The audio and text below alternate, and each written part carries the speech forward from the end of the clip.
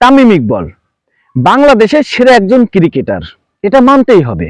তামিম ইকবল বাংলাদেশ ইতিহাসে সেরা একজন ওপেনার, এটাও মানতে হবে। কিন্তু তামিম ইকবলকে যথেষ্ট পরিমাণ বাংলাদেশের মানুষ যথেষ্ট পরিমাণ ভালোবাসে, সম্মান করে, এটা নিয়ে সন্দেহ নেই। তামিম ইকবল এমন একজন ক্রিকেটার, বাংলাদেশের মানে যত ছোট মানুষ হোক ক্রিকেট বুঝুক আর যত বড় মানুষই হোক, সবাই কিন্তু তামিম ইকবলকে এক নামে চেনে। আর মানে সম্মানটাও আসলে সবাই সেরাই তামিম ইকবল। তো তামিম ইকবলকে সম্মান ভালোবাসা কোনো দিক থেকে কিন্তু মানুষ কম দেয় নাই। এই তামিম ইকবল কি করলো? তামিম ইকবল বাংলাদেশ যখন তামিম ইকবলের কিছু দেয়ার, তখন কিন্তু তামিম ইকবল অবসরের ঘোষণা দিল। এমন হয়েছিল যে তামিম ইকবল আর বাংলাদেশের জার্সিতে খেলবেই না, তামিম ইকবল বাংলাদেশের হয়ে আর খেলবেই না। এমন হয়েছিল? আমার প্রশ্ন, তামিম ইকবল যদি বাংলাদেশকে ভালোবাসতো তাহলে কিন্তু সবকিছু ছাপিয়ে কিন্তু তামিম ইকবল বাংলাদেশের হয়ে খেলতো। কারণ তামিম ইকবল এখনো যথেষ্ট পরিমাণ বাংলাদেশকে দেওয়ার মতন ক্ষমতা আছে, সেটা কিন্তু তামিম ইকবল আসলে দেয়নি। এখন তামিম ইকবলের সাথে যারা দোষ করেছে, দেখেন সাকিব আল হাসান দোষ করতে পারে, সাকিব আল হাসান দলে নাই। হাতুরা সিং ওই সময়কার কোচ ছিলেন, উনিও কিন্তু এখন বর্তমানে নাই। তো ওই সময় বোর্ড প্রেসিডেন্ট ছিলেন নাজমুল, সেও কিন্তু এখন নাই। তো সবকিছুই নতুন, সাকিব আল হাসান নাই।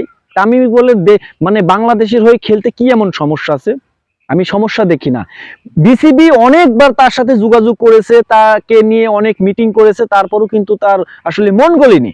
বিসিবির উচিত ছিল যে তামিম ইকবলের পায়ে ধরার, তাহলে কিন্তু তামিম ইকবল খেলতো আমার মনে হয়। তো যাই হোক, তামিম ইকবল অবসর নিয়েছে, এইটা নিয়ে তো না কথা বললেই ছিল, কিন্তু তারপরও কথা বলতে হয়। তামিম ইকবল অবসর নিয়েছে, কিন্তু এই যে একজন সিনিয়র প্লেয়ার, জুনিয়ররা তাদের থেকে শিখবে।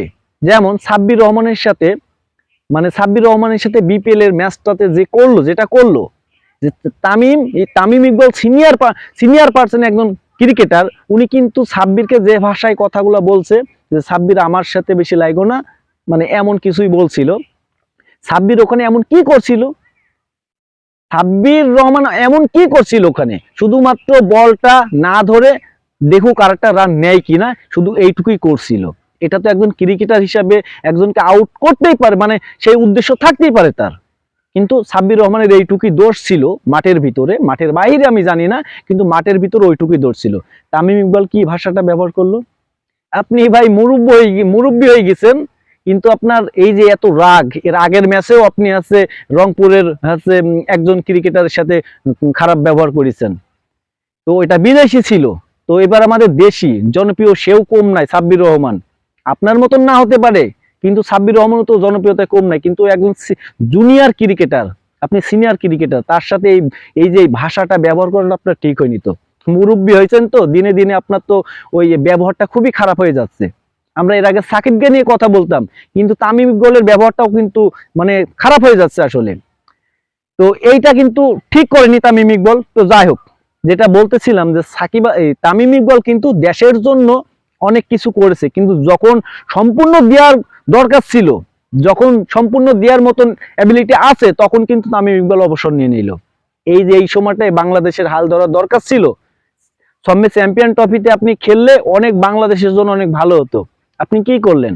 আপনার পায়ে ধরতে হবে, পায়ে ধরলে আপনি খেলবেন, তারপরও আপনি অবসর নিলেন। এটা আমি সাপোর্ট করি না ভাই।